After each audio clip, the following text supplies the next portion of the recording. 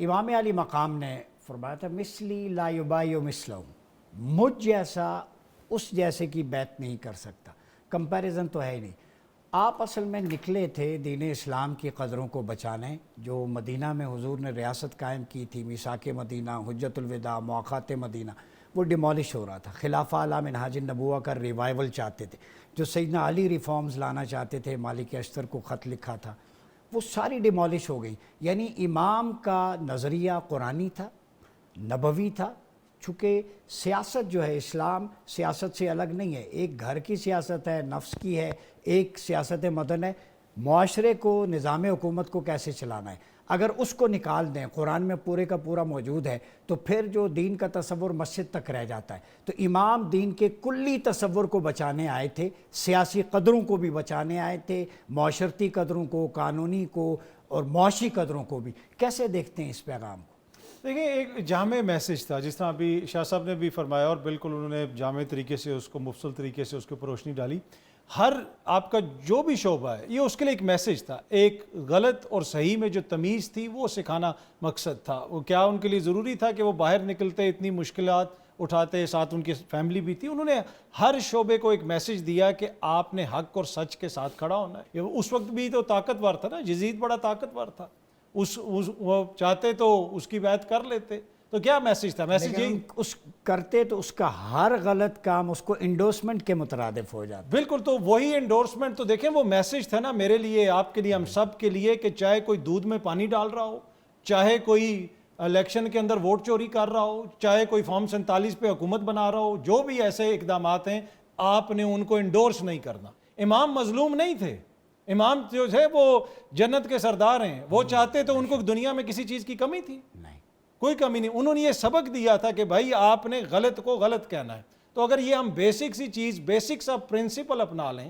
امام علی مقام استعارہ بن گئے امن کا، مظلوموں کا، مستضعفین کا، کمزوروں کا، بے بسوں کا، وہ کھڑے ہو ایک آئیکن بن گئے۔ جیسے آج کسی بھی ماں سے، میں سمپل سی بات کرتا ہوں ناظرین، دل پہ ہاتھ رکھ کے کسی ماں سے کہیں کہ نام بیٹے کا یزید رکھو، پوری دنیا میں نظر اٹھا کے دیکھ لیں یزید نام کے کتنے بندے ملیں۔ کسی ماں کو یہ آپشن دیں کہ نام حسن، حسین، زینب رکھو، وہ بخوشی۔ تو اس کا مطلب ہے کہ لاٹھی کے زور پہ، تشدد سے جو ہے وہ اقتدار دائمی نہیں ہوتا۔ یزید ظاہراً تو جیت گیا، حسین قتل ہوئے، لیکن آج اور قیامت تک دل و ذہن پہ حکمرانی حسین ابن علی کی ہے۔ لوگ کیوں نہیں سیکھتے اس سے؟ دیکھیے، یہ بڑا زبردست میسج ہے کہ آپ نے کمزوروں کے ساتھ کھڑا ہونا ہے، حق اور باطل میں فرق کرنا ہے، چاہے کوئی بھی زمانہ ہو، کوئی بھی کمزور ہو۔ اور امام حسین صرف یہ نہیں ہے کہ وہ صرف کسی ایک خطے کے لیے تھے، یا ایک وقت کے لیے تھے، یا صرف مسلمانوں کے لیے تھے۔ انہوں نے جو پیغام دیا وہ پوری انسانیت کے لیے، اسی طریقے سے جس طرح ان کے نانا کا پیغام تھا، وہ انسانیت کے لیے رحمت العالمین تھے، وہ سب کے لیے تھے۔ تو میرے خیال میں یہ میسج ہمیں اسی طریقے سے دیکھنا چاہیے، اسی طریقے سے لینا چاہیے۔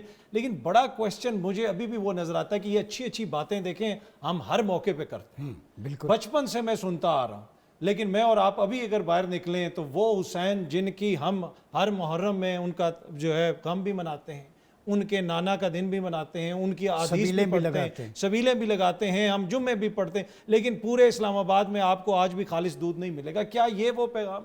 کیا پورے اسلام آباد میں آج مظلوم کے ساتھ ہم لوگ کھڑے ہیں؟ یہاں پہ اسلام آباد میں بھی لوگوں کی زمینوں پہ قبضے ہوئے ہوں گے، جو زمینوں پہ قبضے کر رہے ہیں یہ بھی یزید کی نسل میں سے ہیں، یہ حسین کا پیغام تو نہیں ہے نا۔ کیا ہم اصل میں تو مسئلہ یہ کہ کیا ہم نے وہ تعلیمات اپنائی ہیں، یا پھر ہم نے صرف اچھی اچھی باتیں کرنی ہیں؟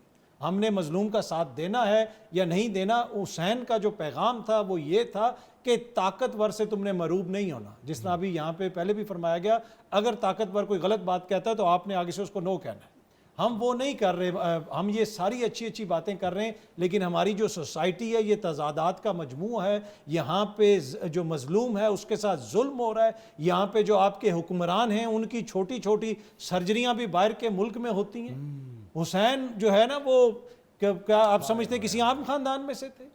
ان کا خاندان، اور آپ دیکھ لیں نا اس وقت کے جو ہمارے یہ شخصیات جن کا ہم ذکر کرتے ہیں، چاہے وہ اہل بیت ہوں، صحابہ اکرام ہوں، انبیاء اکرام، ان کے دسترخوان دیکھ لیں اور ہمارے حکمرانوں کے دسترخوان دیکھ لیں۔ ان کے دسترخوانوں پہ جتنے کھانے، جو انہوں نے کپڑے پہنے ہوتے ہیں، جو انہوں نے بیگز اٹھائے ہوتے ہیں۔ تو مسئلہ یہ ہے کہ ہمارا نام ہم تو لیتے حسین کا ہے، حکمران بھی لیتے ہیں، لیکن ہمارے جو عادات ہیں، ہماری جو حرکتیں ہیں، کیا وہ اس پہ پورا اترتی ہیں؟ یہ وہ کویسچن ہے جو ہمیں اپنے آپ سے کرنا مجھے یہ بتائیں کہ یہاں اصلاح کی بات کرنے والا اندر ہو جاتا ہے، کوئی بات نہیں کر سکتا، فتنہ و فساد نہیں پرامن طریقے ہے۔ سے؟ باتیں تو آپ کرتے رہتے ہیں، آپ کو تو اندر نہیں کیا ابھی تک۔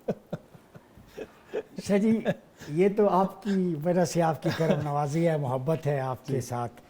اصل مسئلہ یہ ہے کہ اصلاح کی بات جب ہم کرتے ہیں تو امام پاک آپ کو نہیں لگتا کہ وہ داؤد علیہ السلام، ذوالقرنین علیہ السلام نے جو سد ذوالقرنین تعمیر کی، قرآن میں ذکر ہے، طالوت علیہ السلام کا، دیگر سیاست تو قرآن میں ہے، اور سیاست دین سے جدا نہیں ہے۔ یزید نے جدا کی، امام نے اس کو اکٹھا کیا، بھائی جب تک کلمہ تمہاری معیشت، تجارت، اقتصاد، نظام حکومت، عدالتوں میں نافذ نہیں ہوگا، اس وقت تک دین اسلام کا غلبہ نہیں ہوگا۔ یہ حسینی فکر ہے۔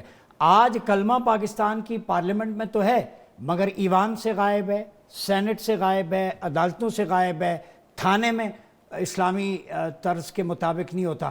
تو وہ امام کا میسج تو ڈیپ کیا سمجھتے ہیں، ملک کیسے بہتر ہو سکتا ہے؟ دیکھیں اوبیسلی دونوں یہاں پہ بڑی لرنڈ شخصیات بیٹھی ہوئی ہیں، جس طریقے سے خوبصورت طریقے سے انہوں نے سمجھایا پیغام تو وہی ہے، لیکن بیسک چیز یہ ہے کہ امام نے جو کیا کہا، انہوں نے غلط کو صحیح نہیں کہا، انہوں نے جان دے دی۔